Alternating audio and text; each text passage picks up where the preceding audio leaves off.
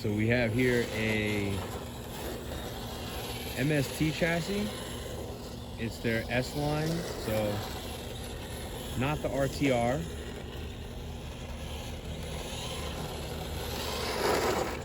It has Hobby Wing internals.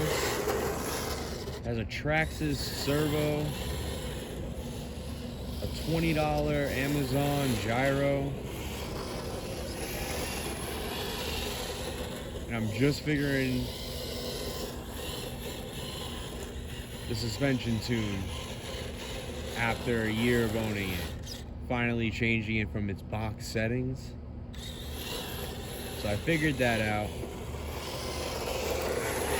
And I'm just having the most fun on this asphalt parking lot. Busy parking lot.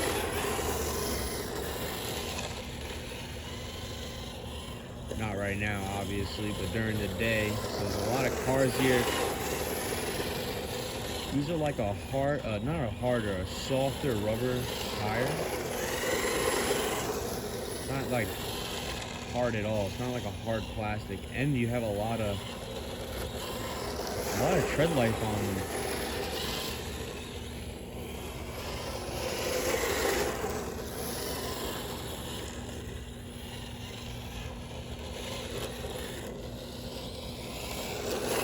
I'm really trying to figure out. See, I have it in the configuration where it's like a buggy. It has the motor all the way in the back, hanging after the axle, or hanging after the transmission, or behind the transmission, instead of it being on top.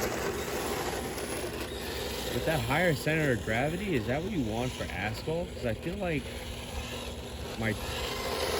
my tire, the inside, is digging rather than the outside of my tire. So I'm trying to figure out how to maybe tune that out with the motor in the configuration that it's in. Or if I go to the LCG, the high center of gravity motor position, would it correct that, you know?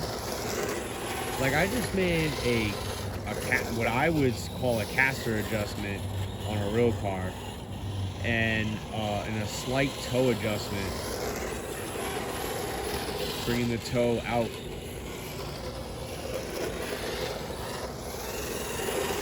Some would say in, out.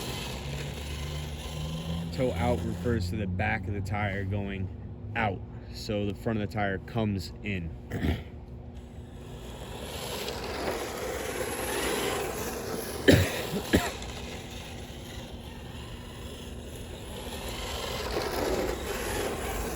So yeah, really just enjoying myself with this thing.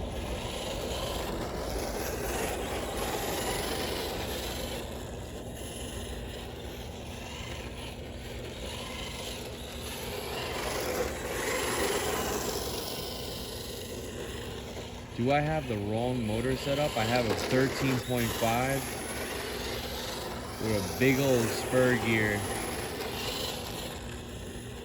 But I think the spur gear is okay. But the turbo setting on the motor could maybe be at a higher RPM. That's what I'm thinking. Maybe at a higher RPM, more so towards the back of the full throttle mark. Because I think the turbo thing, I think it comes into it early. See, and I straighten out a lot.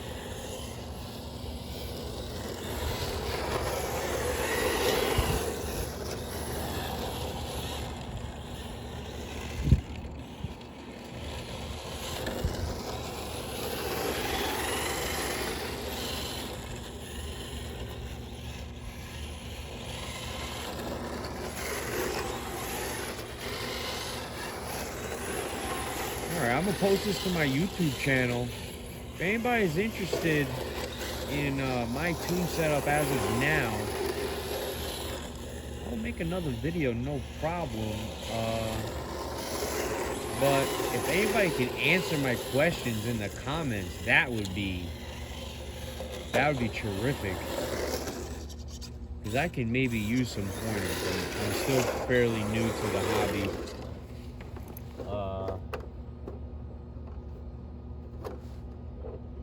But it's very fun. I'm enjoying myself tremendously.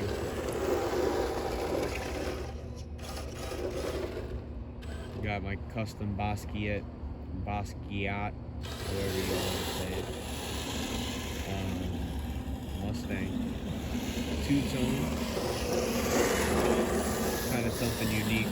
Kind of something like Basquiat would do.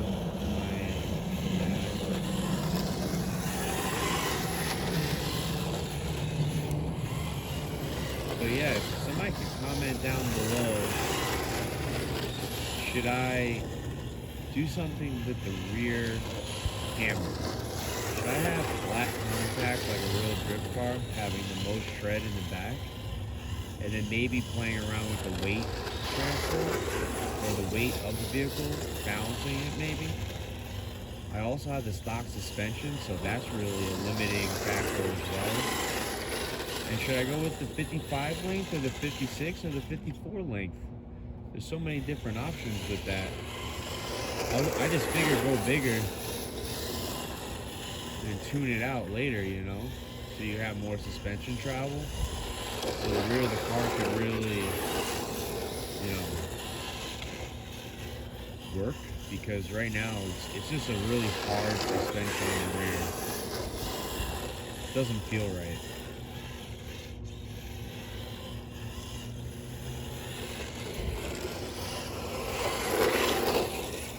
I feel like I need a more adjustment for my shock.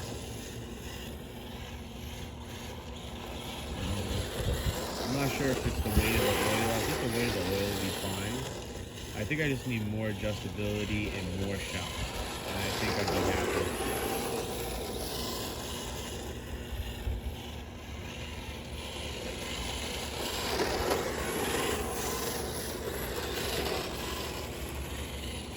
If you're thinking about a setup like this, it's in the $400 range. If you have a controller and a battery, it always gets cheaper. So let's say you had a servo even, it's more in like the $320 range. $330, $350 range, depending on what you really need to buy. And it's a great chassis. If you're handy and you could do this with an Allen key set, and you're just handy, I think you'd be able to figure this out in no time. It took me a day really, start to finish. I would say you do not need to tighten any screw down for any reason. As soon as you snug it up, leave it alone, and that is my only advice on these chassis, is that when you're building them, I must have stripped maybe three spots on the chassis, pieces of plastic that I can't replace, you know? So, and then also the heads of the bolts. I strip the heads of the bolts all the time with these small Allen key sets. So another thing to be mindful about, just take it easy.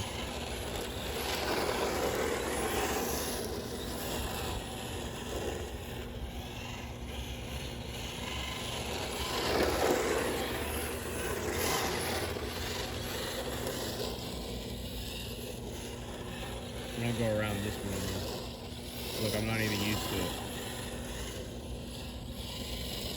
Do some figure eights around here. Yeah, this thing is a masterpiece now. Because before, obviously I can't really see this, my door's in the way. But before, I was not able to even drive this thing as smooth as I'm driving it now. Like, this feels good now, but man, before it was horrible. It was really bad on the asphalt, especially with these grippier tires. It was bad. And now, like, even right now, I feel like I might be driving a little faster than you would want to drive, but let's have to check the time. It's 10 minutes. But I guess this could be an educational video, you know?